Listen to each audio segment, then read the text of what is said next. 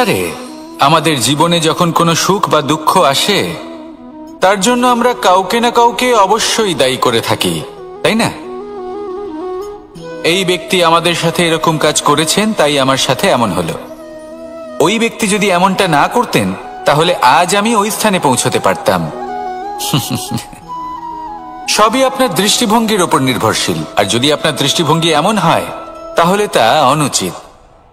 সত্যি কথা বলতে, এই সংসারে ভিন্ন ভিন্ন ধরনের মানুষ আছে। এটা আপনার ওপর নির্ভর করছে কিভাবে তাদের স্বাগত জানাবেন। একবার ভাবুন, আমি আমার দুটো হাত সামনে নিয়ে এলাম, দুটো মুঠো খুলে দিলাম। দুই প্রকারের মানুষ আসবেন, কিছু না কিছু দিয়ে যাবেন। এই মুঠো যদি আমি বন্ধ করে দিই, তাহলে না কেউ আমাকে কিছু দিতে পারবে, না আমার কিছু যাবে আসবে। নিশ্চয়ই বুঝতে পারছেন এই দুই ধরনের ব্যক্তি কারা এবং তারা কি দিয়ে যান। আমি যদি নিজের মুঠো খুলে দিই, তাহলে কিছু ভালো মানুষ আসবেন, আমাকে আনন্দ, সন্তুষ্টি, জ্ঞান প্রদান করে যাবেন, ভালো অভিজ্ঞতা দিয়ে যাবেন। কোনো খারাপ ব্যক্তি যদি আসেন, তাহলে তিনিও খারাপ অভিজ্ঞতা দেবেন, যার থেকে আমি শিক্ষা লাভ করব। এই সব কিছু আমি লাভ করতে পারি। মুঠো যদি বন্ধ করে রাখি, তাহলে আমি কিছুই পাবো না। দেখুন, এই সংসারে প্রত্যেকের জীবনে এরকম। প্রত্যেকের জীবনে সবকিছুই আছে, ভালো খারাপ দুই মানুষই আছে। ভালো অভিজ্ঞতা আছে, খারাপ অভিজ্ঞতা আছে। নির্ভর করছে আপনার উপর যে আপনি কি করবেন। এনাদের স্বাগত কিভাবে জানাবেন, কার থেকে কি বুঝবেন, কি শিখতে পারবেন, আর কোন দৃষ্টিভঙ্গি নিয়ে অগ্রসর হবেন। এটাই নির্ধারণ করবে যে আপনার জীবন কেমন হবে। আসুন আমার সাথে ভালোবেসে বলুন, রাধা রাধা।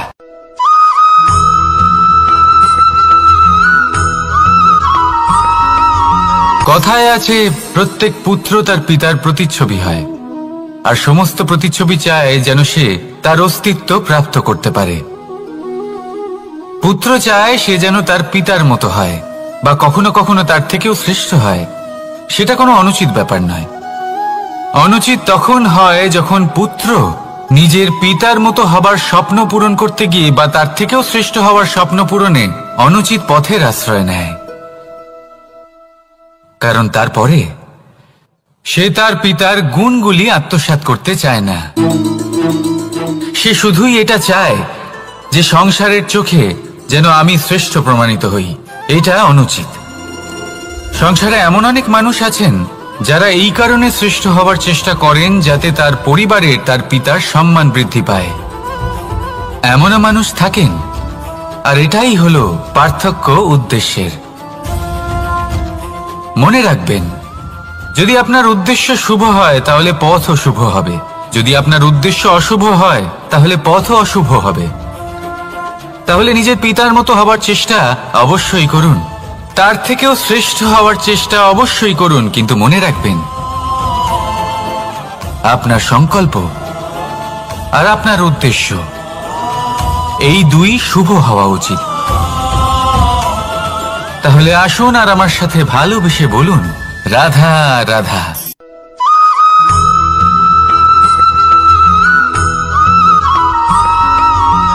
এই দড়িটা দেখুন, ছোট ছোট রেশম দ্বারা তৈরি। এটা সরু সুতো দ্বারা তৈরি হয়েছে এটা, আর অত্যন্ত কোমলও বটে। আর আপনি চাইলে এটা সোজাও করে দিতে পারেন, আর চাইলে এটা বেঁকিয়েও দিতে পারেন। আর যদি চান তাহলে এটা গোল গোল করে বেঁধে কোথাও রেখেও দিতে পারেন। এবার এই কোমল দড়ি যদি কোনো নিষ্ঠুর কঠিন পাথরে বারংবার জড়িয়ে দেওয়া হয়, তাহলেও তাকেও কাটতে পারে, নিজের ছাপ ছেড়ে যেতে পারে, সেটার আকারও বদলে ফেলতে পারে। এবার এর কারণ কি? এর কারণ হলো অভ্যাস আর নিরন্তর প্রচেষ্টা। যদি আপনিও চেষ্টা করেন আর নিরন্তর কর্ম করে যান, তাহলে আপনার প্রারব্ধ পাথরের মতো কঠিনই হোক না কেন, তাতে ভাঙন ধরিয়েও আপনি নিজের লক্ষ্যে অবশ্যই পৌঁছতে পারবেন। একটা গুরুত্বপূর্ণ কথা মনে রাখবেন,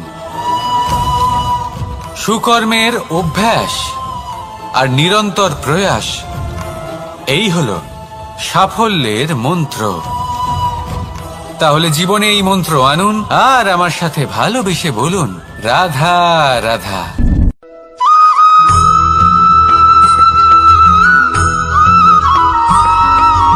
জীবনে অগ্রসর হওয়ার জন্য আমাদের কাকে প্রয়োজন হয়? মাতা পিতা, বন্ধু, প্রেম, সাহায্য, অর্থ, পরিশ্রম, আশা।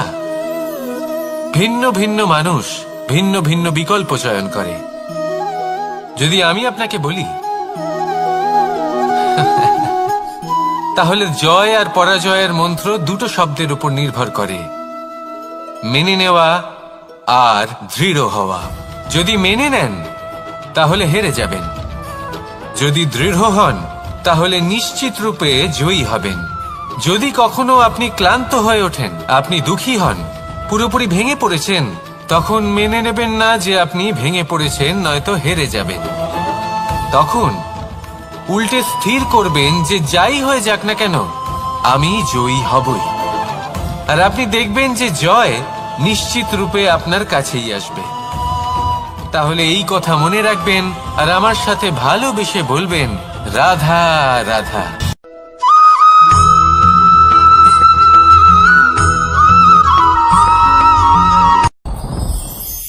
সাথী। সাথী এই শব্দটির ব্যাখ্যা কে কিভাবে করে? মিত্র, সখা, বন্ধু। কিন্তু অর্থ একটাই, তিনি যিনি আপনার সঙ্গী হন আর তিনি যার সাথী আপনি হন।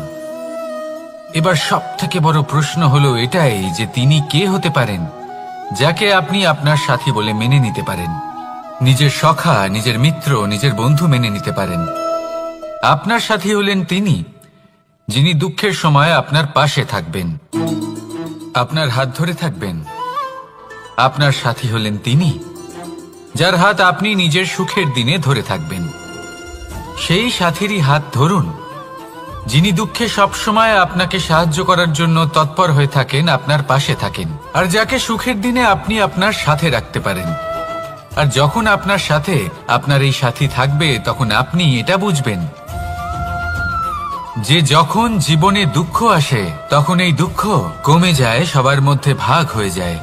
আর যদি তখন সুখ আসে তাহলে সেটা সবার উপস্থিতিতে আরো বেড়ে যায়। এটাই হলো প্রেম, এটাই হলো ভালোবাসা, এটাই হলো সঙ্গ। যেমন সম্পর্ক আমার আর রাধার মাঝে। তাহলে আসুন আর আমার সাথে ভালোবেসে বলুন, রাধা রাধা।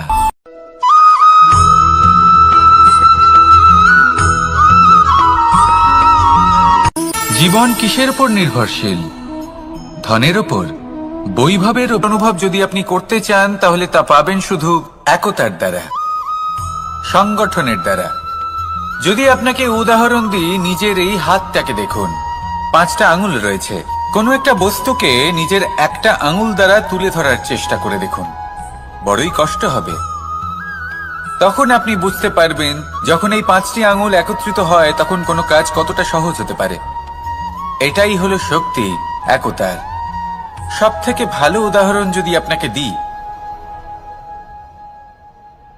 তাহলে বাঁশি। এই বাঁশি থেকে অত্যন্ত মধুর সুর নির্গত হয় যা সবার মন প্রসন্ন করে দেয়।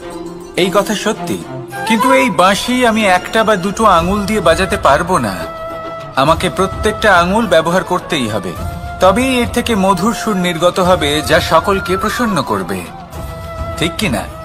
ঠিক এইভাবেই যদি আপনি চান যে আপনার জীবনরূপী বাঁশি থেকেও মধুর সুর নির্গত হোক বা সবার মনকে প্রসন্ন করে তুলুক, তাহলে আপনাকেও জীবনে একতা নিয়ে আসতেই হবে। আপনি একাও কর্ম করতে পারেন, পথ চলতেও পারেন, সামনেও এগোতে পারেন, সাফল্যও লাভ করতে পারেন। কিন্তু যখন সকলে একসাথে এগোবেন, সেই পথে চলবেন, সেই কর্মই করবেন, তখন লক্ষ্যে অবশ্যই পৌঁছবেন, সাফল্য অবশ্যই লাভ করবেন। কিন্তু সেই সাফল্য এবং তার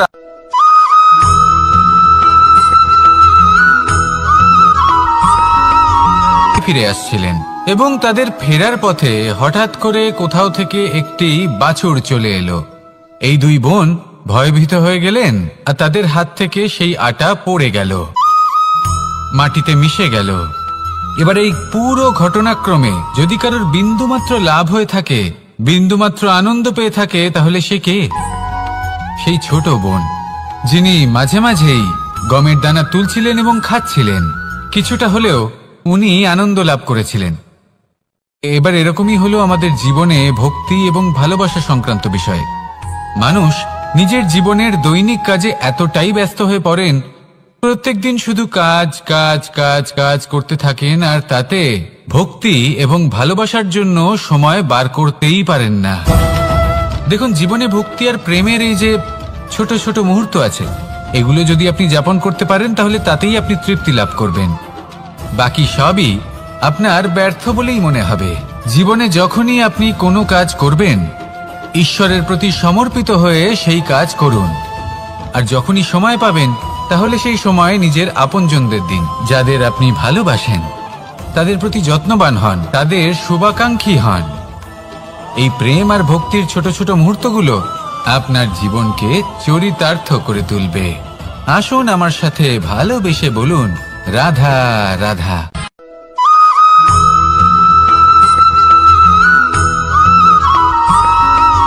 মানুষের একটি সমস্যা আছে যে মানুষ সাফল্যকে মাপতে থাকেন, লক্ষ্যের দিকে নজর দেন না। না উচিত সময় খাবার খান, না উচিত সময় ঘুমোতে যান, না পর্যাপ্ত সময় পর্যন্ত ঘুমন, কিছুই না। ধন অর্জন করতেই থাকেন, আর কিছু সময় পরে যখন তিনি অসংখ্য ধন লাভ করে ফেলেন, তখন তার সাথে ওনার শরীরে অনেক রোগ বাসা বাঁধে। এইসব রোগের উপচার করতে করতে সেই সমস্ত ধন যা উনি অর্জন করেছেন তা তিনি ব্যয় করে ফেলেন।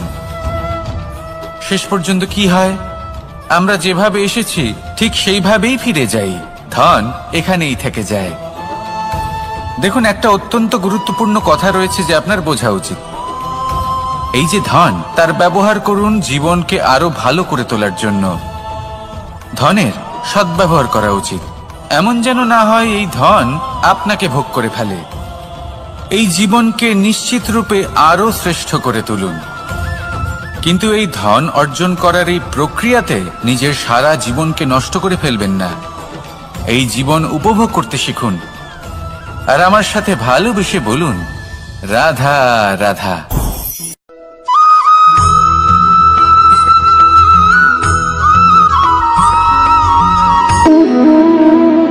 সম্পর্ক হলো আমাদের জীবনের একটি আধার। কিছু সম্পর্ক এমন যা আমরা জন্মসূত্রে লাভ করি, যেমন পরিবার, মা বাবা। কিছু সম্পর্ক আছে যা আমরা জীবনে অর্জন করে থাকি, তা সে প্রেমের হোক, স্নেহের হোক বা বন্ধুত্বের। এই সকল সম্পর্ক লাভ করার বা গড়ে তোলার 5টি ধাপ রয়েছে। প্রথম ধাপ, কোনো ব্যক্তির সাথে আলাপ হওয়া, তার সাথে কথা বলা বা তাকে দেখা। দ্বিতীয় ধাপ, সে ব্যক্তিকে আমাদের ভালো লাগা। তৃতীয় ধাপ, আমাদের এটা চাইতে শুরু করা যে জীবনে এই ব্যক্তি যেন আমাদের বন্ধু হন, আমাদের জীবনে থাকে, বা আমাদের কাউকে ভালোবেসে ফেলা। আর এটা আমাদের ভাবা বা চাওয়া যে সেই ব্যক্তি যেন আজীবন আমার সাথে থাকেন, আমার জীবনে আমার সাথী হয়ে। চতুর্থ ধাপ, লাভ করা। এবার এই ধাপটি অনেক মানুষের পক্ষেই খুবই সরল হয়, বড়ই সরল ভাবে নিজেদের সঙ্গীকে লাভ করে থাকেন। কিছু মানুষের জন্য এই ধাপ অত্যন্ত কঠিন হয়ে থাকে। অনেক প্রতিকূল পরিস্থিতির উপর জয়লাভ করে তারা সঙ্গীকে লাভ করেন, কিন্তু লাভ অবশ্যই করেন। এরপরে আসে পঞ্চম, অন্তিম এবং সব থেকে গুরুত্বপূর্ণ ধাপ। সেটা হলো সেই সম্পর্ক পালন করা। এটা হলো এমন এক বিষয় যা প্রত্যেক মানুষের শেখা উচিত। যদি ব্যক্তি নিজের জীবনে সম্পর্ক রক্ষা করতে শিখে যান, তবে প্রত্যেক সম্পর্ক তার জীবনকে স্বর্গ করে তুলবে। আসুন আর আমার সাথে ভালোবেসে বলুন, রাধা রাধা।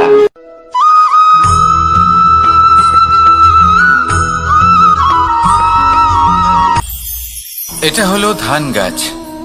এর থেকে যে চাল উৎপন্ন হয় তা মানুষ গ্রহণ করেন। আর এটা কি? এই সংসারে আপনি কি নিয়ে তুলনা করবেন, যেখানে সূর্যদেব চন্দ্রমা দুজনেই আছেন, দুজনেই হলেন বিশেষ, দুজনেই নিজ নিজ সময়ে উদিত হন। এদের মধ্যে একজন না থাকলে তাহলে আমাদের জীবন কঠিন হয়ে পড়বে। ঠিক সেইভাবেই আপনি যদি একটা বড় রেখা অঙ্কন করেন, তাহলে অন্য রেখাটি ছোট হয়ে পড়ে না, সে তেমনই থাকে যেমনটা সে ছিল। আপনার অস্তিত্ব কখনো ছোট বা বড় হতে পারে না। শুধু তুলনা করার জন্য আপনার এটা মনে হতে পারে। যদি আপনি যুদ্ধ করতে চান, আপনার তলোয়ারের প্রয়োজন পড়বে। যদি বস্ত্র তৈরি করতে চান, এত বড় তলোয়ার দিয়ে কিছুই হবে না। তখন প্রয়োজন পড়বে একটা ছোট্ট সূচের। তাই তুলনা করবেন না, না নিজেকে ছোট মনে করবেন, না অন্য কাউকে। সবার সাথে সহযোগিতা করুন, আর যদি তুলনা করতেই হয় নিজের সাথে করুন, যে কাল আমি কেমন ব্যক্তি ছিলাম, আজ কি তার থেকে শ্রেষ্ঠ হয়ে উঠতে পেরেছি। ভেবে দেখুন ভবিষ্যতে গিয়ে আপনি কতটা শ্রেষ্ঠ ব্যক্তি হতে পারেন। আসুন আমার সাথে ভালোবেসে বলুন, রাধা রাধা।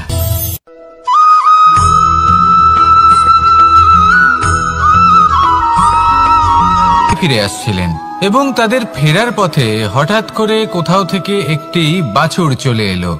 এই দুই বোন ভয়ভীত হয়ে গেলেন, আর তাদের হাত থেকে সেই আটা পড়ে গেল, মাটিতে মিশে গেল।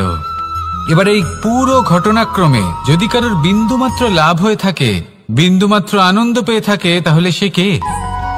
সেই ছোট বোন, যিনি মাঝে মাঝেই গমের দানা তুলছিলেন এবং খাচ্ছিলেন।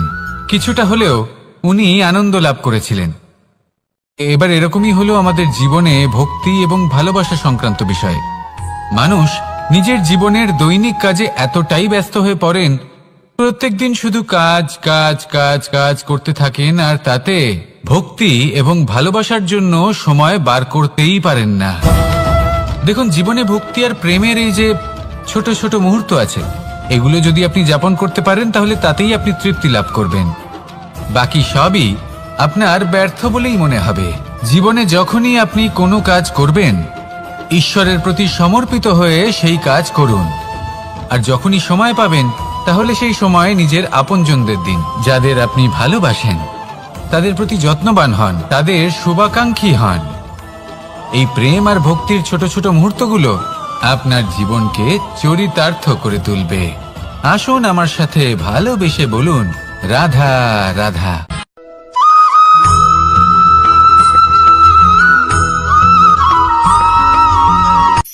এই সংসারে সাফল্য লাভ করার জন্য জ্ঞানের প্রয়োজন হয়, পরিশ্রমের প্রয়োজন হয়, দৃঢ় নিষ্ঠার প্রয়োজন হয়, নিরন্তর চেষ্টা করা প্রয়োজনীয়। কিন্তু আরো কিছু আছে যা অত্যন্ত প্রয়োজনীয় এবং গুরুত্বপূর্ণ। তা হলো ভালো বন্ধু। তাদের থাকা অত্যন্ত প্রয়োজনীয়। যদি ভালো বন্ধু থাকে, তাহলে সময় এলে তারা ঢাল হয়ে আপনাকে সুরক্ষা করবেন। সময় এলে অস্ত্রের মতো শত্রুকে সংহারও করবেন। যদি তিনি জ্ঞানী হন, তাদের মধ্যে সদ্গুণ থাকে, তাহলে এই সব গুণ আপনার মধ্যেও প্রবেশ করবে। তাহলে সাফল্যের জন্য ভালো বন্ধু পাওয়া অত্যন্ত প্রয়োজনীয়। কিন্তু শুধু বন্ধু কেন, ভালো শত্রুও থাকা প্রয়োজনীয়। এবার আপনি ভাববেন, আমি কি বললাম? যদি আপনার জীবনেও ভালো অর্থাৎ শক্তিশালী শত্রু থাকে, তাহলে আপনিও শক্তিশালী হতে থাকবেন। এই শত্রু আপনাকে প্রেরিত করবে আরো বেশি শক্তিশালী হয়ে ওঠার। কখনো কোনো হরিণকে দেখুন, তীব্র গতিতে দৌড়তে থাকে। কেন তীব্র গতিতে দৌড়য়? এই কারণে নয় যে কোথাও তার জন্য মধুর ঘাস অপেক্ষা করে রয়েছে, না। সে এই কারণে তীব্র গতিতে দৌড়য় কারণ সেটা না করলে তার পেছনে একটি সিংহ আছে যে ওকে নিজের ভোজন করে ফেলবে। তাই জীবনে বিপদ, সংকট, এই সবকিছুও হলো অত্যন্ত গুরুত্বপূর্ণ। তার সম্মুখীন হতে শিখুন, আর আমার সাথে ভালোবেসে বলুন, রাধা রাধা।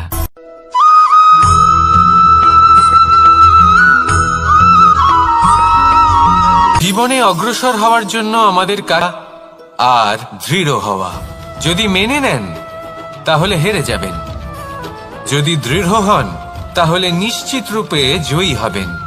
যদি কখনো আপনি ক্লান্ত হয়ে ওঠেন, আপনি দুঃখী হন, পুরোপুরি ভেঙে পড়েছেন, তখন মেনে নেবেন না যে আপনি ভেঙে পড়েছেন, নয়তো হেরে যাবেন। তখন উল্টে স্থির করবেন যে যাই হয়ে যাক না কেন, আমি জয়ী হবই। আর আপনি দেখবেন যে জয় নিশ্চিত রূপে আপনার কাছেই আসবে। তাহলে এই কথা মনে রাখবেন, আর আমার সাথে ভালোবেসে বলবেন, রাধা রাধা।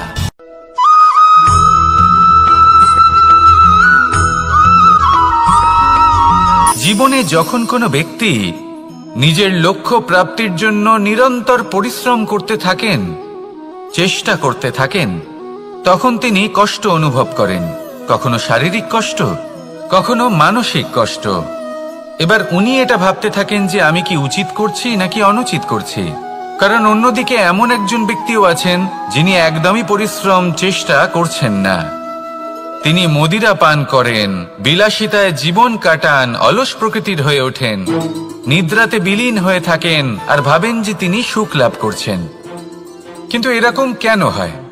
কারণ যখন আমরা সৎ পথে থাকি, উচিত পথে চলি, লক্ষ্য প্রাপ্ত করার জন্য চেষ্টা করতে থাকি, তখন আমাদের ভেতরে থাকা নেতিবাচক শক্তি এবং পাপ এই দেহকে ত্যাগ করে দেয়। আর এই অনুভূতিটাই আমাদের দুঃখের অনুভূতি দেয়, কষ্ট দেয়। এবার সেখানে যদি আমরা কুপথে চলি, অনুচিত পথে চলতে থাকি, তাহলে আমাদের ভেতরে থাকা পুণ্য এবং ধনাত্মক শক্তি আমাদের দেহ ত্যাগ করে দেয়। আর এই অনুভূতির কারণেই আমরা সুখ অনুভব করি। কিন্তু কখনো ভাববেন যে এই সুখ বেশি সময় পর্যন্ত থাকে না। সেই জন্য সবসময় মনে রাখবেন, যদি আপনি জানেন যে এটাই আপনার লক্ষ্য, এটাই উচিত পথ, শুভ পথ, তাতে নিরন্তরভাবে এগিয়ে যেতে চেষ্টা করতে থাকুন। এই কষ্ট আপনাকে সুখের পরাকাষ্ঠায় কখন পৌঁছে দেবে তা আপনি জানতেই পারবেন না। আসুন আমার সাথে ভালোবেসে বলুন, রাধা রাধা।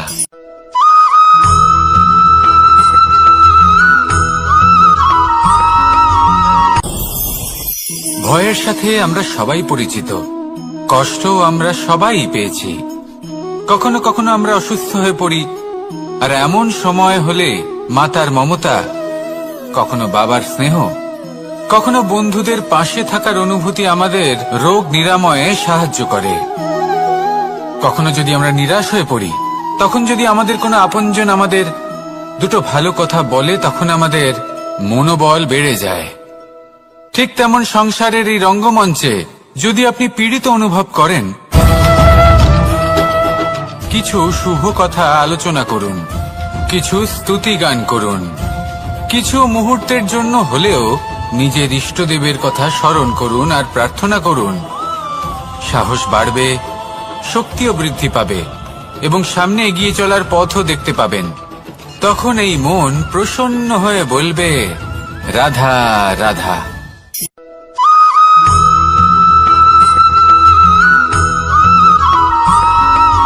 প্রত্যেক মানুষ যাকে ধারণ করা যেতে পারে, আর ধারণ শুধু সেটাই করা যায় যা পবিত্র। পবিত্র শুধু তাকেই বলা হয় যা নিঃস্বার্থ, যার মধ্যে শাসন করার কোনো ইচ্ছে নেই, যা সরলভাবেই প্রবাহমান, জল এবং বায়ুর মতো। যখন কোনো ব্যক্তি ধর্মকে ধারণ করেন এবং সেই ধর্ম সেই ব্যক্তিকে রক্ষা করে, তখন তাকে ধর্ম বলা হয়। ধর্ম যা রক্ষা করে অহংকার থেকে, খারাপ চিন্তার হাত থেকে। সেই জন্য পুরুষার্থ গড়ে তোলার আগে, ধর্ম পালন করার আগে ধর্মের প্রকৃত অর্থ কি সেটা বুঝে নিন। এটা জেনে রাখুন যে সমস্ত ধর্মের আধার, সমস্ত ধর্মের ভিত শুধুমাত্র ভালোবাসা। আসুন আর এই ভালোবাসার সাথেই বলুন, রাধা রাধা।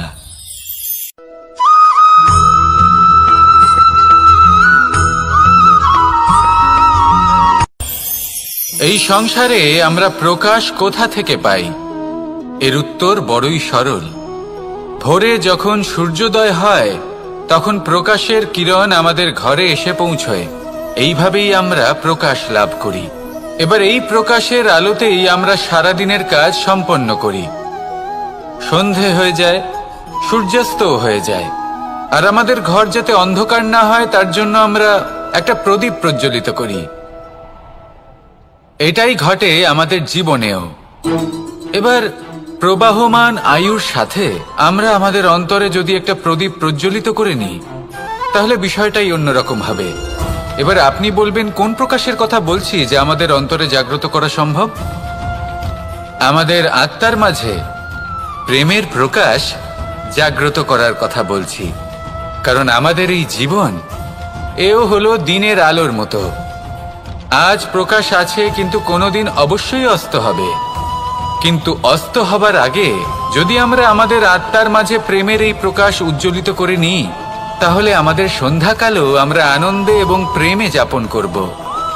তাহলে আসুন আর আমার সাথে ভালোবেসে বলুন, রাধা রাধা।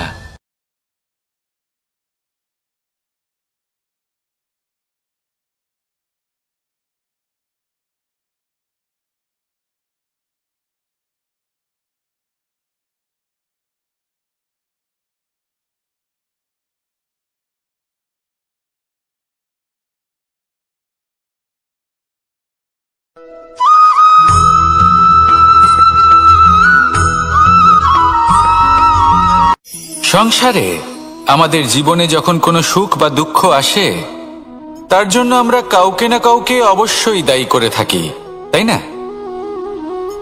এই ব্যক্তি আমাদের সাথে এরকম কাজ করেছেন, তাই আমার সাথে এমন হলো।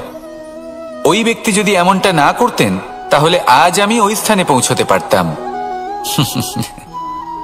সবই আপনার দৃষ্টিভঙ্গির ওপর নির্ভরশীল, আর যদি আপনার দৃষ্টিভঙ্গি এমন হয়, তাহলে তা অনুচিত। সত্যি কথা বলতে এই সংসারে ভিন্ন ভিন্ন ধরনের মানুষ আছে। এটা আপনার উপর নির্ভর করছে কিভাবে তাদের স্বাগত জানাবেন। একবার ভাবুন, আমি আমার দুটো হাত সামনে নিয়ে এলাম, দুটো মুঠো খুলে দিলাম। দুই প্রকারের মানুষ আসবেন, কিছু না কিছু দিয়ে যাবেন। এই মুঠো যদি আমি বন্ধ করে দিই, তাহলে না কেউ আমাকে কিছু দিতে পারবে, না আমার কিছু যাবে আসবে। নিশ্চয়ই বুঝতে পারছেন এই দুই ধরনের ব্যক্তি কারা এবং তারা কি দিয়ে যান। আমি যদি নিজের মুঠো খুলে দিই, তাহলে কিছু ভালো মানুষ আসবেন, আমাকে আনন্দ, সন্তুষ্টি, জ্ঞান প্রদান করে যাবেন, ভালো অভিজ্ঞতা দিয়ে যাবেন। কোনো খারাপ ব্যক্তি যদি আসেন, তাহলে তিনিও খারাপ অভিজ্ঞতা দেবেন, যার থেকে আমি শিক্ষা লাভ করব। এই সব কিছু আমি লাভ করতে পারি। মুঠো যদি বন্ধ করে রাখি, তাহলে আমি কিছুই পাবো না। দেখুন, এই সংসারে প্রত্যেকের জীবনে এইরকম। প্রত্যেকের জীবনে সবকিছুই আছে, ভালো খারাপ দুই মানুষই আছে, ভালো অভিজ্ঞতা আছে, খারাপ অভিজ্ঞতা আছে। নির্ভর করছে আপনার উপর যে আপনি কি করবেন, এনাদের স্বাগত কিভাবে জানাবেন, কার থেকে কি বুঝবেন, কি শিখতে পারবেন, আর কোন দৃষ্টিভঙ্গি নিয়ে অগ্রসর হবেন। এটাই নির্ধারণ করবে যে আপনার জীবন কেমন হবে। আসুন আমার সাথে ভালোবেসে বলুন, রাধা রাধা।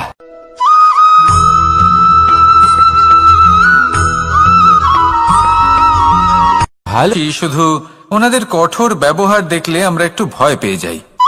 এবার ওনাদের এই কঠোর ব্যবহার আমাদের ভালো না লাগলেও অত্যন্ত আবশ্যক, কারণ মাতার থেকে আমরা যে শক্তি লাভ করি তা যেন নিয়ন্ত্রণ হারিয়ে বিধ্বংসী না হয়ে ওঠে। আমরা যেন কোনো কুপথে না চলে যাই, আমরা কখনো যেন দোষ না করে ফেলি। শুধু সেই জন্য পিতা এবং গুরু একটু কঠোর হয়ে ওঠেন, এবং ওনাদের এই কঠোর আচরণ ভবিষ্যতে গিয়ে আমরা অবশ্যই বুঝতে পারি। জীবনে কিছু বছর আমরা এগিয়ে যাই, আর তারপর আমরা বুঝতে পারি যে বাবা এবং গুরু আমাদের যথেষ্ট ভালোবাসতেন, কিন্তু ওনাদের ভালোবাসার বহিঃপ্রকাশ আলাদা। প্রয়োজনীয় হলো এটা দেখার, এটা বোঝার যে শুরু থেকে আমাদের প্রতি ওনাদের আচরণ কেমন ছিল। ওনাদের কঠোর হওয়ার পেছনে ওনাদের ভালোবাসাটা বোঝার চেষ্টা করুন, ওনাদের চিন্তাটা বোঝার চেষ্টা করুন, ওনাদের পথপ্রদর্শনের আড়ালে আপনার ভবিষ্যতের জন্য যে পরিকল্পনা ওনারা করেছেন সেটা বোঝার চেষ্টা করুন। তখন আপনারা বুঝতে পারবেন ওনাদের ভালোবাসাকে। আপনার মনের মধ্যে আপনা থেকেই ওনাদের প্রতি সম্মান জেগে উঠবে। নিজের পিতা এবং নিজের গুরু এই দুজনের প্রতি কৃতজ্ঞতা প্রকাশ করুন, আর আমার সাথে ভালোবেসে বলুন, রাধা রাধা।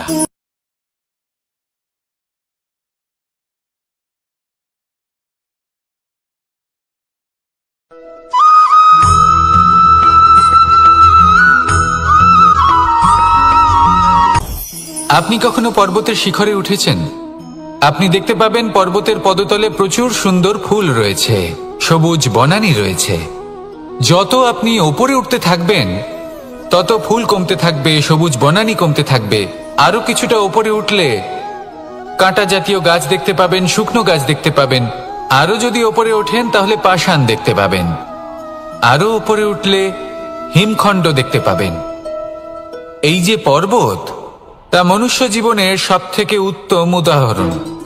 মানুষ যখন সাফল্যের শিখরে পৌঁছতে চান, মহানুভবতার শিখরে পৌঁছতে চান, পথে যত আস্তে আস্তে উপরে উঠতে থাকেন, ততই ভৌতিক বস্তু তার থেকে বিচ্ছিন্ন হতে থাকে। যদি তিনি সেই ভৌতিক বস্তুগুলি ত্যাগ না করতে পারেন, তাহলে কখনোই সেই স্থানে পৌঁছতে পারবেন না। আর মানুষ যদি উচিত ত্যাগ করতে পারেন, পথে অগ্রসর হতে থাকেন, এগোতে থাকেন, তাহলে একদিন না একদিন তিনি মহানুভবতার, জ্ঞানের, সাফল্যের হিমের স্বাদ অবশ্যই লাভ করবেন। মনে রাখবেন, মানব জীবনের ত্যাগ হলো অত্যন্ত গুরুত্বপূর্ণ অংশ। আসুন আমার সাথে ভালোবেসে বলুন, রাধা রাধা।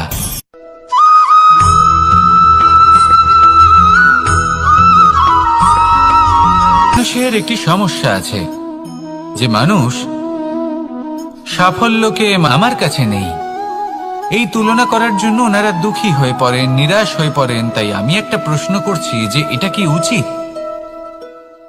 এই সংসারে আপনি কি নিয়ে তুলনা করবেন, যেখানে সূর্যদেব, চন্দ্রমা দুজনেই আছেন, দুজনেই হলেন বিশেষ, দুজনেই নিজ নিজ সময়ে উদিত হন। এদের মধ্যে একজন না থাকলে তাহলে আমাদের জীবন কঠিন হয়ে পড়বে। ঠিক সেইভাবেই আপনি যদি একটা বড় রেখা অঙ্কন করেন, তাহলে অন্য রেখাটি ছোট হয়ে পড়ে না, সে তেমনই থাকে যেমনটা সে ছিল। আপনার অস্তিত্ব কখনো ছোট বা বড় হতে পারে না। শুধু তুলনা করার জন্য আপনার এটা মনে হতে পারে। যদি আপনি যুদ্ধ করতে চান, আপনার তলোয়ারের প্রয়োজন পড়বে। যদি বস্ত্র তৈরি করতে চান, এত বড় তলোয়ার দিয়ে কিছুই হবে না, তখন প্রয়োজন পড়বে একটা ছোট্ট সূচের। তাই তুলনা করবেন না, না নিজেকে ছোট মনে করবেন, না অন্য কাউকে। সবার সাথে সহযোগিতা করুন, আর যদি তুলনা করতেই হয়, নিজের সাথে করুন। যে কাল আমি কেমন ব্যক্তি ছিলাম, আজ কি তার থেকে শ্রেষ্ঠ হয়ে উঠতে পেরেছি? ভেবে দেখুন, ভবিষ্যতে গিয়ে আপনি কতটা শ্রেষ্ঠ ব্যক্তি হতে পারেন। আসুন আমার সাথে ভালোবেসে বলুন, রাধা রাধা।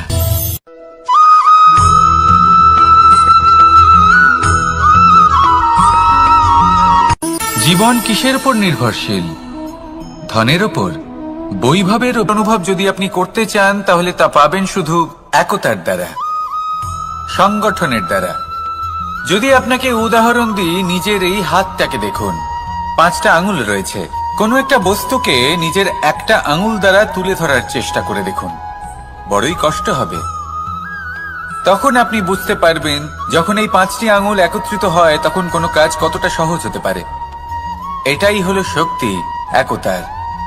সব থেকে ভালো উদাহরণ যদি আপনাকে দিই, তাহলে বাঁশি। এই বাঁশি থেকে অত্যন্ত মধুর সুর নির্গত হয়, যা সবার মন প্রসন্ন করে দেয়। এই কথা সত্যি। কিন্তু এই বাঁশি আমি একটা বা দুটো আঙুল দিয়ে বাজাতে পারবো না, আমাকে প্রত্যেকটা আঙুল ব্যবহার করতেই হবে। তবেই এর থেকে মধুর সুর নির্গত হবে, যা সকলকে প্রসন্ন করবে। ঠিক কিনা? ঠিক এইভাবেই যদি আপনি চান যে আপনার জীবনরূপী বাঁশি থেকেও মধুর সুর নির্গত হোক বা সবার মনকে প্রসন্ন করে তুলুক, তাহলে আপনাকেও জীবনে একতা নিয়ে আসতেই হবে। আপনি একাও কর্ম করতে পারেন, পথ চলতেও পারেন, সামনেও এগোতে পারেন, সাফল্যও লাভ করতে পারেন। কিন্তু যখন সকলে একসাথে এগোবেন, সেই পথে চলবেন, সেই কর্মই করবেন, তখন লক্ষ্যে অবশ্যই পৌঁছবেন, সাফল্য অবশ্যই লাভ করবেন। কিন্তু সেই সাফল্য এবং তার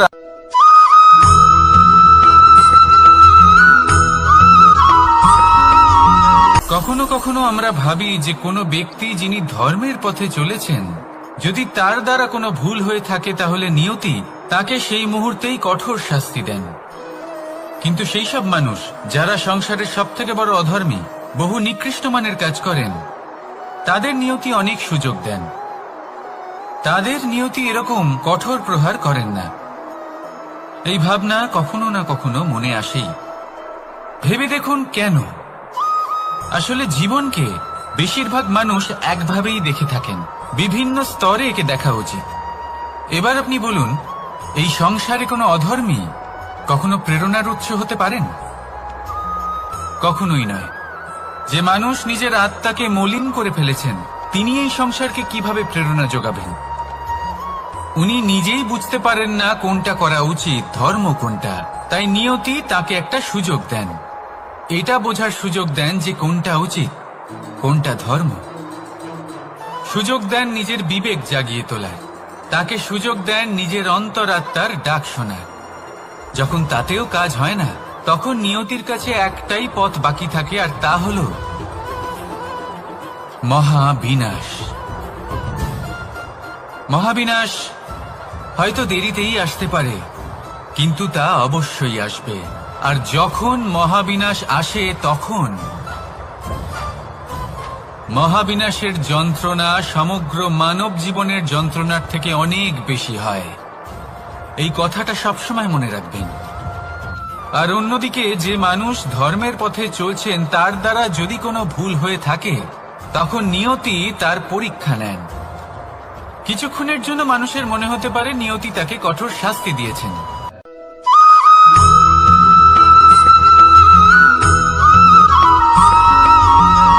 সে বুঝতে পারে যে সেই হিরে আদৌ তার শোভাবর্ধন করছে কিনা, তাকে ভালো দেখাচ্ছে কিনা, প্রসাধনের জন্য সেটা ব্যবহার করা ঠিক হবে কিনা।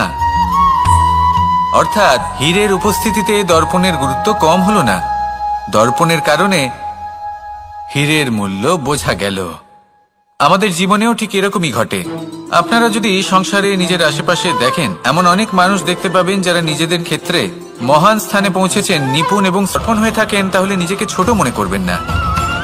আসুন আর আমার সাথে ভালোবেসে বলুন, রাধা রাধা।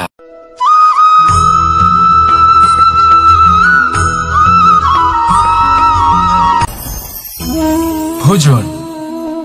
এবার ভোজন সংগ্রহ করার জন্য মানুষ কি না করেন, সবসময় চেষ্টা করতে থাকেন। ফসল উৎপাদনের জন্য অনেক পরিশ্রম করতে থাকেন, কিন্তু অনেক সময় অনেক পরিশ্রম করার পরেও ফসল ভালো উৎপাদন হয় না। এর কারণ কি? কারণ হলো এটাই যে আপনি পরিশ্রম হয়তো অনেক করেছেন, কিন্তু আপনার নজর তো সেই বীজের দিকে ছিলই না যা আপনি রোপণ করেছেন।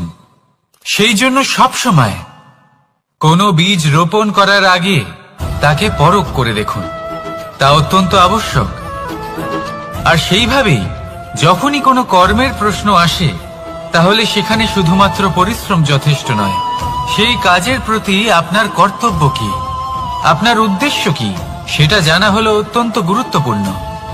তাই কর্ম করুন, কিন্তু সেই কর্মের প্রতি আপনার যা উদ্দেশ্য তার মাহাত্ম্য বুঝতে চেষ্টা করুন। তাহলে আসুন আমার সাথে ভালোবেসে বলুন, রাধা রাধা।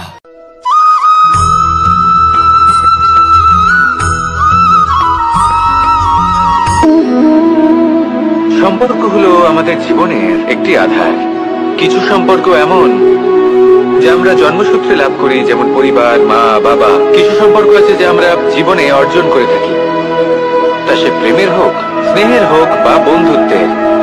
এই সকল সম্পর্ক লাভ করার বা গড়ে তোলার 5টি ধাপ রয়েছে। প্রথম ধাপ, কোনো ব্যক্তির সাথে আলাপ হওয়া, তার সাথে কথা বলা বা তাকে দেখা। দ্বিতীয় ধাপ, সে ব্যক্তিকে আমাদের ভালো লাগা। তৃতীয় ধাপ, আমাদের এটা চাইতে শুরু করা যে জীবনে এই ব্যক্তি যেন আমাদের বন্ধু হন, আমাদের জীবনে থাকেন, বা আমাদের কাউকে ভালোবেসে ফেলা। আর এটা আমাদের ভাবা বা চাওয়া যে সেই ব্যক্তি যেন আজীবন আমার সাথে থাকেন, আমার জীবনে আমার সাথী হয়ে। চতুর্থ ধাপ, লাভ করা। এবার এই ধাপটি অনেক মানুষের পক্ষেই খুবই সরল হয়, বড়ই সরল ভাবে নিজেদের সঙ্গীকে লাভ করে থাকেন। কিছু মানুষের জন্য এই ধাপ অত্যন্ত কঠিন হয়ে থাকে। অনেক প্রতিকূল পরিস্থিতির উপর জয়লাভ করে তারা সঙ্গীকে লাভ করেন, কিন্তু লাভ অবশ্যই করেন।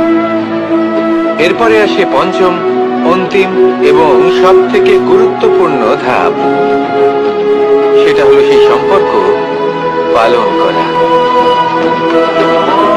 এটা হলো এমন এক বিষয় যা প্রত্যেক মানুষের শেখা উচিত। যদি ব্যক্তি নিজের জীবনে সম্পর্ক রক্ষা করতে শিখে যান, তবে প্রত্যেক সম্পর্ক তার জীবনকে স্বর্গ করে তুলবে। আসুন আর আমার সাথে ভালোবেসে বলুন, রাধা রাধা।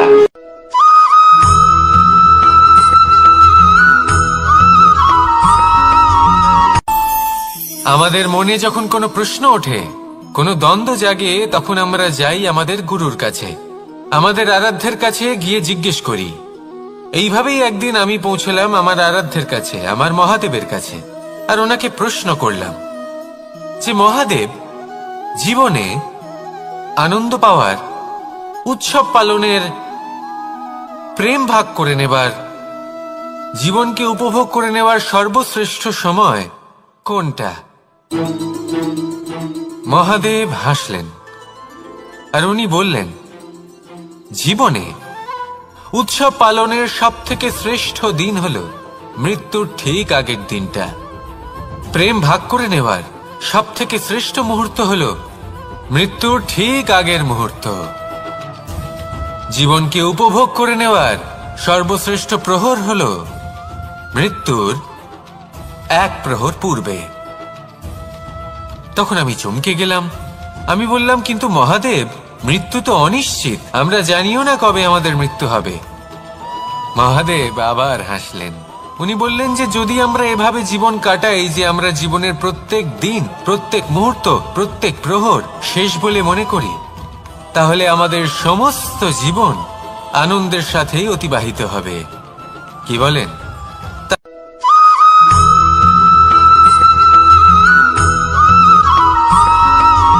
টুকরো তার খুব বেশি গুরুত্ব থাকে না, কিন্তু যখন অসংখ্য পাথরের টুকরো একত্রিত হয় তখন তা পর্বতের আকার ধারণ করে। সেইভাবেই কিছু মানুষ যখন একত্রিত হন তখন তৈরি হয় পরিবার, কিছু পরিবার যখন একত্রিত হয় তখন তৈরি হয় সমাজ, যখন অনেক সংখ্যক সমাজ একত্রিত হয় তখন তৈরি হয় রাজ্য। এবার এই রাজ্যের সবথেকে গুরুত্বপূর্ণ ব্যক্তি হতে পারেন রাজা, কিন্তু তাও সেই রাজা একা কিছু করতে পারেন না। যুদ্ধ লড়ার সময় তারও নিজের সৈন্যদলকে প্রয়োজন পড়ে। কিন্তু এই সংসারে এমন একজন ব্যক্তি আছেন যিনি একাই সব কাজ করতে থাকেন, এবং সেই ব্যক্তি হলেন মা। আমাদের জীবনে একজন পিতার ভূমিকা কিন্তু নিঃসন্দেহে অমূল্য, কিন্তু আমাদের সকলের জীবনে যে ভূমিকা একজন মায়ের তা অন্য কারোর থাকে না। একজন মা একাই সন্তানকে বড় করতে পারেন, সংস্কারী করে তুলতে পারেন, তার জন্য পরিশ্রম করেন। আর এত কিছু কাজ করার পরেও তার কাজের জন্য তিনি প্রশংসা অবশ্য পান না। উল্টে যদি সেই সন্তান অনুচিত পথে চালিত হয়, অনুচিত কর্ম করে, তখন সেই মাকেই অপবাদের পাত্র হয়ে উঠতে হয়। আমাদের জীবনে মায়ের যোগদান কতটা সেটা বুঝুন। আপনাকে বড় করে তোলার জন্য উনি কতটা পরিশ্রম করেছেন সেটা বুঝুন। আজ থেকে, এখন থেকে, এই মুহূর্ত থেকে মাকে সম্মান করতে শিখুন। যখন সময় পাবেন, যখন সুযোগ হবে, তখন তার প্রশংসা করুন, ওনারও ভালো লাগবে। আর মায়ের এই মমতার জন্য, তার এই ভূমিকার জন্য আসুন সবাই মিলে আমরা তাকে প্রণাম করি, আর সকলে মিলে ভালোবেসে বলি, রাধা রাধা।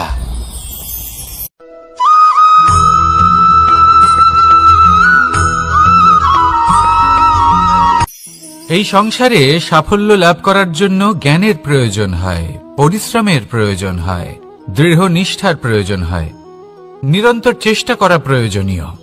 কিন্তু আরো কিছু আছে যা অত্যন্ত প্রয়োজনীয় এবং গুরুত্বপূর্ণ। তা হলো ভালো বন্ধু।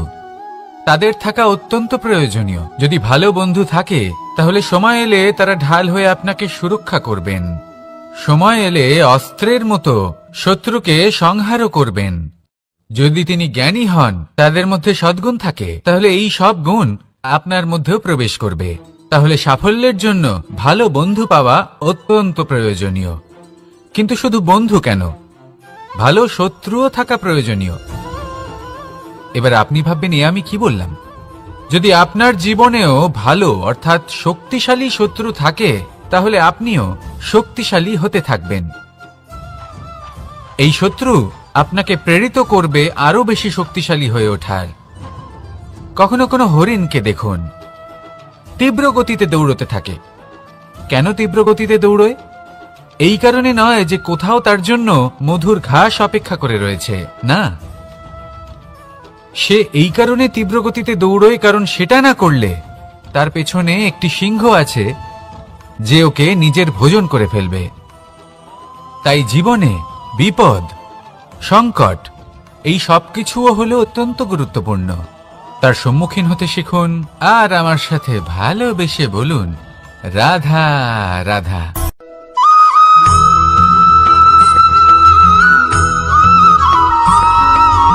কথায় আছে, প্রত্যেক পুত্র তার পিতার প্রতিচ্ছবি হয়, আর সমস্ত প্রতিচ্ছবি চায় যেন সে তার অস্তিত্ব প্রাপ্ত করতে পারে। পুত্র চায় সে যেন তার পিতার মতো হয়, বা কখনো কখনো তার থেকেও শ্রেষ্ঠ হয়। সেটা কোনো অনুচিত ব্যাপার নয়। অনুচিত তখন হয় যখন পুত্র নিজের পিতার মতো হবার স্বপ্ন পূরণ করতে গিয়ে বা তার থেকেও শ্রেষ্ঠ হওয়ার স্বপ্ন পূরণে অনুচিত পথের আশ্রয় নেয়।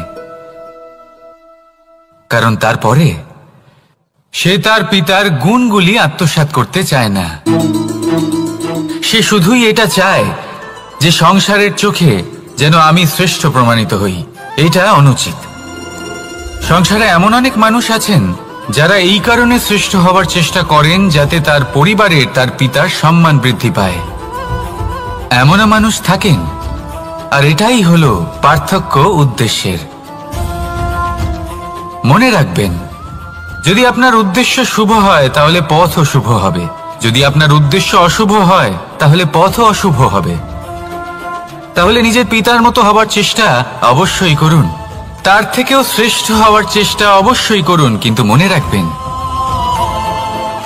আপনার সংকল্প আর আপনার উদ্দেশ্য এই দুই শুভ হওয়া উচিত। তাহলে আসুন আর আমার সাথে ভালোবেসে বলুন, রাধা রাধা।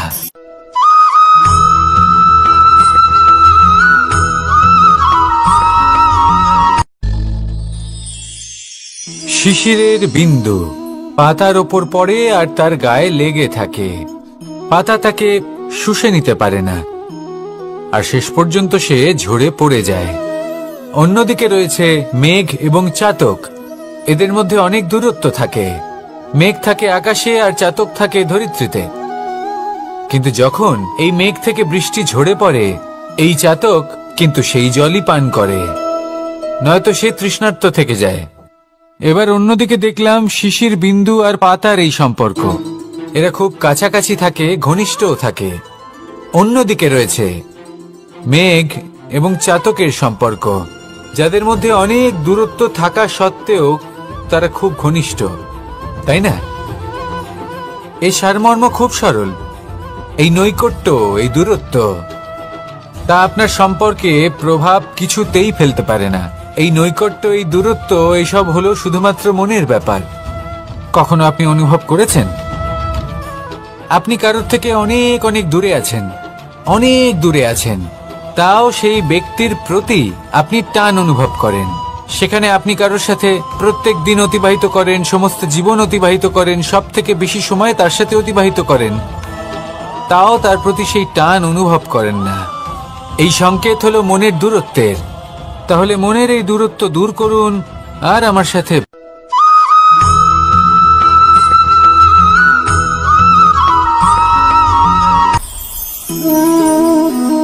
শক্তি এক অত্যন্ত বিচিত্র বস্তু, বা বলতে পারেন অনুভূতি। পিতা সবসময় চান যেন তিনি তার শক্তি পুত্রকে। আসুন আপনাকে সহজে বোঝাই।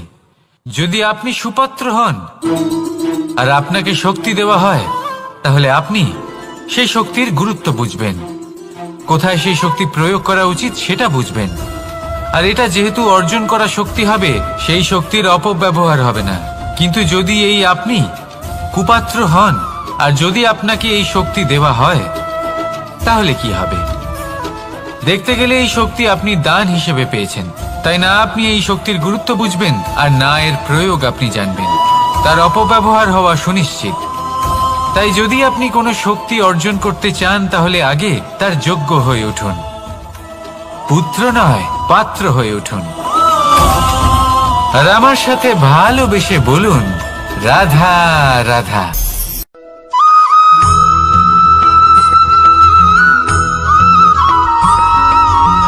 ভালো, শুধু ওনাদের কঠোর ব্যবহার দেখলে আমরা একটু ভয় পেয়ে যাই। এবার ওনাদের এই কঠোর ব্যবহার আমাদের ভালো না লাগলেও অত্যন্ত আবশ্যক, কারণ মাতার থেকে আমরা যে শক্তি লাভ করি তা যেন নিয়ন্ত্রণ হারিয়ে বিধ্বংসী না হয়ে ওঠে, আমরা যেন কোনো কুপথে না চলে যাই, আমরা কখনো যেন দোষ না করে ফেলি। শুধু সেই জন্য পিতা এবং গুরু একটু কঠোর হয়ে ওঠেন, এবং ওনাদের এই কঠোর আচরণ ভবিষ্যতে গিয়ে আমরা অবশ্যই বুঝতে পারি।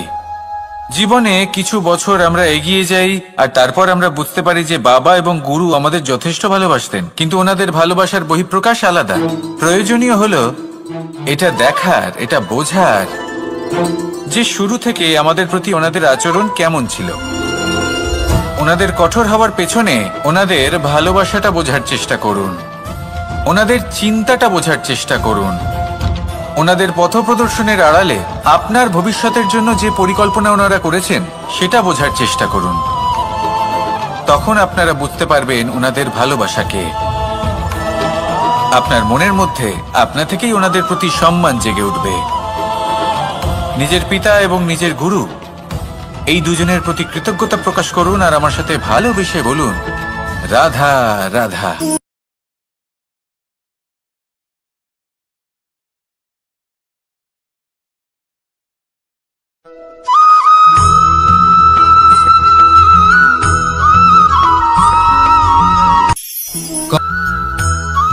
এবার এই সুতোকে ব্যবহারযোগ্য করে তোলার জন্য এই কিটগুলিকে এই কবচের সাথেই ফুটন্ত জলে ফেলে দেওয়া হয়। এই সংসারে যদি আমাদের স্বপ্ন এই সংসারের দুঃখ হরণ করার জন্য, এই সংসারে সুখ বিতরণ করার জন্য হয়, তবেই আমাদের প্রগতি সম্ভব। যদি আমাদের এই স্বপ্ন শুধুই আমাদের এবং আমাদের স্বার্থ সিদ্ধির জন্য হয়, তাহলে এই স্বপ্ন আমাদের অন্ধ করে দেবে, আমাদের অন্ধকারের পথে নিয়ে যাবে, আর আমরাও সেই কীটের মতো হয়ে যাব।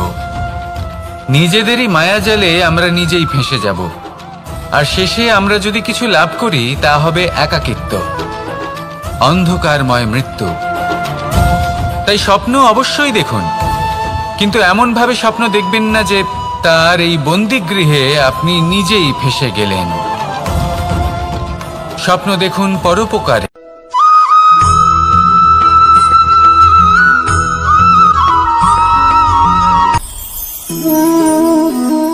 শক্তি এক অত্যন্ত বিচিত্র বস্তু, বা বলতে পারেন অনুভূতি। পিতা সবসময় চান যেন তিনি তার শক্তি পুত্রকে। আসুন আপনাকে সহজে বোঝাই। যদি আপনি সুপাত্র হন আর আপনাকে শক্তি দেওয়া হয়, তাহলে আপনি সেই শক্তির গুরুত্ব বুঝবেন, কোথায় সেই শক্তি প্রয়োগ করা উচিত সেটা বুঝবেন। আর এটা যেহেতু অর্জন করা শক্তি হবে, সেই শক্তির অপব্যবহার হবে না। কিন্তু যদি এই আপনি কুপাত্র হন আর যদি আপনাকে এই শক্তি দেওয়া হয়, তাহলে কি হবে? দেখতে গেলে এই শক্তি আপনি দান হিসেবে পেয়েছেন, তাই না আপনি এই শক্তির গুরুত্ব বুঝবেন আর না এর প্রয়োগ আপনি জানবেন। তার অপব্যবহার হওয়া সুনিশ্চিত। তাই যদি আপনি কোনো শক্তি অর্জন করতে চান, তাহলে আগে তার যোগ্য হয়ে উঠুন, পুত্র নয় পাত্র হয়ে উঠুন। আর আমার সাথে ভালোবেসে বলুন, রাধা রাধা।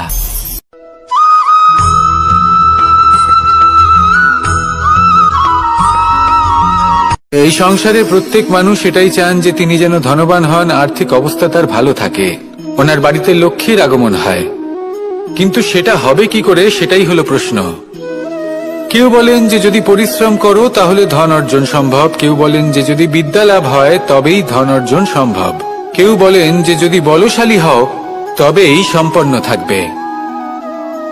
ভালো কথা, যদি তাই হয়ে থাকে, তবে দিনমজুর সারা দিন পরিশ্রম করেন, তিনি কেন ধনী হন না? অনেকজন বিদ্বান মানুষ আছেন এই সংসারে, তারা কেন ধনবান হন না? অনেক সংখ্যক বলশালী ব্যক্তি আছেন, তাদের কাছে ধন নেই কেন? তাদের কেন ধনের অভাব হয়? আবার এমনও কিছু মানুষ আছেন যারা পরিশ্রম করেন, তারা দিনমজুর, কিন্তু তারা ধন অর্জন করতে পারেন। কিছু বিদ্বান ব্যক্তি আছেন যাদের কাছে অধিক মাত্রায় ধন রয়েছে, কয়েকজন বলশালী ব্যক্তি রয়েছেন যাদের কাছে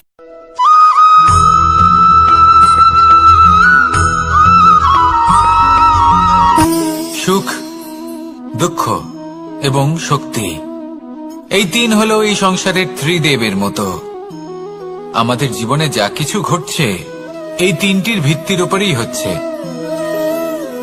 আসলে এই সংসারের একটা নিয়ম আছে, যখনই আপনি কিছু লাভ করেন এই সংসার আপনার পরীক্ষা নেয়। এটা জানার জন্য আপনার পরীক্ষা নেয় যে আপনি যা কিছুই লাভ করেছেন আপনি কি আদৌ সেটার যোগ্য কিনা। ঠিক সেইভাবেই এই সুখ দুঃখ এবং তার খুব বেশি গুরুত্ব থাকে না, কিন্তু যখন অসংখ্য পাথরের টুকরো একত্রিত হয় তখন তা পর্বতের আকার ধারণ করে। সেইভাবেই কিছু মানুষ যখন একত্রিত হন তখন তৈরি হয় পরিবার, কিছু পরিবার যখন একত্রিত হয় তখন তৈরি হয় সমাজ, যখন অনেক সংখ্যক সমাজ একত্রিত হয় তখন তৈরি হয় রাজ্য। এবার এই রাজ্যের সবথেকে গুরুত্বপূর্ণ ব্যক্তি হতে পারেন রাজা, কিন্তু তাও সেই রাজা একা কিছু করতে পারেন না। যুদ্ধ লড়ার সময় তারও নিজের সৈন্যদলকে প্রয়োজন পড়ে। কিন্তু এই সংসারে এমন একজন ব্যক্তি আছেন যিনি একাই সব কাজ করতে থাকেন, এবং সেই ব্যক্তি হলেন মা। আমাদের জীবনে একজন পিতার ভূমিকা কিন্তু নিঃসন্দেহে অমূল্য, কিন্তু আমাদের সকলের জীবনে যে ভূমিকা একজন মায়ের তা অন্য কারোর থাকে না। একজন মা একাই সন্তানকে বড় করতে পারেন, সংস্কারী করে তুলতে পারেন, তার জন্য পরিশ্রম করেন। আর এত কিছু কাজ করার পরেও তার কাজের জন্য তিনি প্রশংসা অবশ্য পান না। উল্টে যদি সেই সন্তান অনুচিত পথে চালিত হয়, অনুচিত কর্ম করে, তখন সেই মাকেই অপবাদের পাত্র হয়ে উঠতে হয়। আমাদের জীবনে মায়ের যোগদান কতটা সেটা বুঝুন। আপনাকে বড় করে তোলার জন্য উনি কতটা পরিশ্রম করেছেন সেটা বুঝুন। আজ থেকে, এখন থেকে, এই মুহূর্ত থেকে মাকে সম্মান করতে শিখুন। যখন সময় পাবেন, যখন সুযোগ হবে, তখন তার প্রশংসা করুন, ওনারও ভালো লাগবে। আর মায়ের এই মমতার জন্য, তার এই ভূমিকার জন্য আসুন সবাই মিলে আমরা তাকে প্রণাম করি, আর সকলে মিলে ভালোবেসে বলি রাধা রাধা।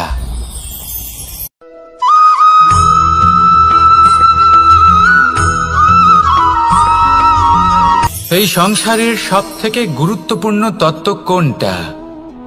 প্রথম হলো সময়। জন্ম থেকে মৃত্যু পর্যন্ত এই যে সময়, এটাই তো হলো জীবন। দ্বিতীয় হলো জীবন, যাতে আমরা সময়ের সদ্ব্যবহার করি, শ্রেষ্ঠ থেকে শ্রেষ্ঠতর কাজ করার চেষ্টা করি। বহু বছরের এই পরম্পরা, এই সংস্কৃতিকে এগিয়ে নিয়ে যাওয়ার চেষ্টা করি। এই সংসারে আমরা অংশগ্রহণ করতে চেষ্টা করি। তৃতীয় হলো ধন, সেই ধন যা প্রত্যেক ব্যক্তি অর্জন করতে চেষ্টা করেন। এবার এই তিনটি তত্ত্বের মধ্যে একটা সামঞ্জস্য আছে, সমান ব্যাপার আছে, সে ধনই হোক বা সময় হোক বা হোক জীবন। আর সেই সমান ব্যাপার হলো যে যদি আপনি এটা গণনা করতে থাকেন তাহলে তা কমতে থাকে, যদি আপনি এটা ব্যবহার করেন তাহলে তা বাড়তে থাকে। একে সংগঠিত করে রাখতে চেষ্টা করলে এ হাত থেকে ফসকে যায়, কিন্তু যদি আপনি একে সামলে রাখতে শিখে যান তাহলে এমন কাজ করবেন যাতে সংসারের সাথে সাথে পরবর্তী প্রজন্ম লাভবান হবে। যদি কিছু শিখতে চান তাহলে সামলাতে শিখুন, গণনা করা বা সংগঠিত করা নয়। আসুন আর আমার সাথে ভালোবেসে বলুন রাধা রাধা।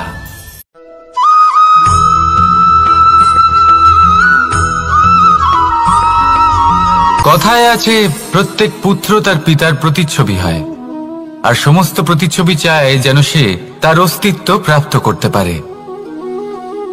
পুত্র চায় সে যেন তার পিতার মতো হয় বা কখনো কখনো তার থেকেও শ্রেষ্ঠ হয়। সেটা কোনো অনুচিত ব্যাপার নয়। অনুচিত তখন হয় যখন পুত্র নিজের পিতার মতো হবার